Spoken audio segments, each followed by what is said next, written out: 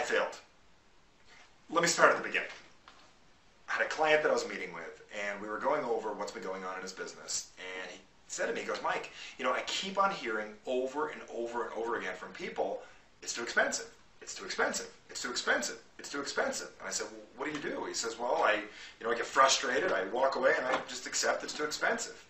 Now let me ask you, has this ever happened to you before where someone's told you your product, your service, or whatever you're doing was too expensive, or a myriad of other excuses that you've gotten, and you either accepted it or didn't know what to say? Well, after today, I'm going to share with you a very simple technique that you can use right away, and I made some handy little flashcards to remind you how to do a 5-step process that is so simple, how to really diffuse anybody's excuse that they give you and really get to the point at hand, what's really going on, why they're saying what they're saying. Because a lot of times people just give you a blunt thing like it's too expensive or whatever it is, or I can't afford it. But let's focus on it's too expensive for right now. So here's the technique and why I said I failed, because I failed to share this with you earlier, and it's really my fault. So let me make sure I get this to you now.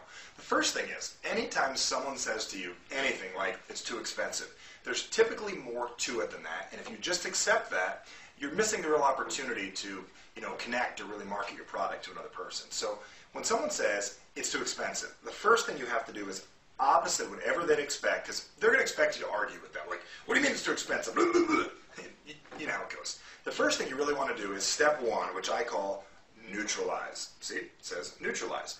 Neutralize the response, which means, take the power away from it. So when someone says that's too expensive, the most powerful thing you can ever say is, okay. Let me show you again. Okay.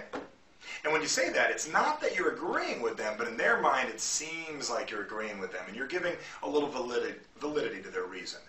The second thing you do after you neutralize it, and I'll give you this, is you confirm what's really, really going on. For instance, when somebody says, that's too expensive, you might want to say, well, is that your only concern with our product?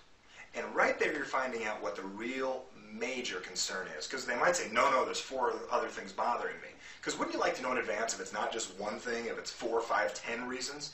Now you're finding out what it really is. And typically when someone says it's too expensive, you say, okay, and then immediately say, well, is that the only challenge with our product or purchasing this? And they say, well, yeah, that's the only thing bothering me.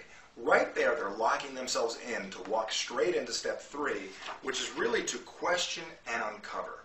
Now, questioning and uncovering, the main portion of this is uncovering, figuring out why they feel that way.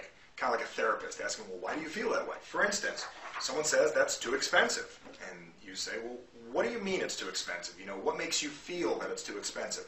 Well, I don't know, Mike. I think I can get it at Sears cheaper. I saw it there last week. I can just drive to the mall and get it at Sears. And right there you found out is that they can get it at Sears and they can find it a little cheaper. And why would they buy it from you if they can get it from Sears? Got it? Now that leads to the next point. The next thing is what's called the reposition. Now what reposition means is now that we know that the real response is not the one you thought it was earlier. It's not that it's too expensive, it's that they can buy it at Sears. The reposition is one of the coolest techniques you can ever use. And here's where I use, wow, I guess I failed. Now, saying I guess I failed is something they never typically hear. No one wants to admit that they failed, and no one wants to hear you failed. And if they do, they're going to be taken back and you're going to break their pattern a little. So right here at step 4, when they said it's too expensive and they can get it at Sears, you say, wow, I guess I failed. I guess I failed to show you all the value that you get with this product and the additional value you get getting it through me. And here's the opportunity for you to re-explain this, go through it over and over again until you can share enough value. Because remember, people will buy what they value and they see value in and what they desire to own. Now, when you say I failed to share with you all the benefits of this. Let me take a few minutes and make sure I go over this with you, because there's no way you should be feeling that this is too expensive. Let me make sure I go over this with you, because I don't want to miss out. I don't want to fail you, and I don't want to fail me by you not seeing the real value.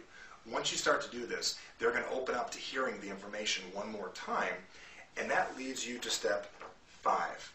And this is re-asking for the sale based on the real objection. See, the real objection is not that it's too expensive. The real objection is, why should I buy it from you when I can get it at Sears either for the same price or a better price? Now you're focusing on the real objection, not that it's too expensive, that you can get it at Sears, and why should I get it from you? That's what they're really asking you. So by using the technique, I failed you, and I failed to explain this correctly, people are going to be a lot more open to listening to what you have to say. This works throughout the direct sales business. This works with any time you're explaining anything to anybody and they give you an objection of any sort. First thing is, make sure, I'm going to go through one more time, you neutralize with the OK technique. The second thing you do, very, very simply, is you confirm that's the only thing. Because if there's more than one, you've got to deal with every single one of them individually. The third thing is, you got to question, and you got to figure out what exactly do you mean by that. The fourth is reposition, and my favorite reposition technique is, I failed. I failed to explain to you all the value. Let me take the time to do that so I can go over with you in detail. I failed. And the last thing is, you got to re-ask for the sale over and over again. Continue to ask the conversation over and over again. Continue the conversation over and over again until you can overcome that response that you got.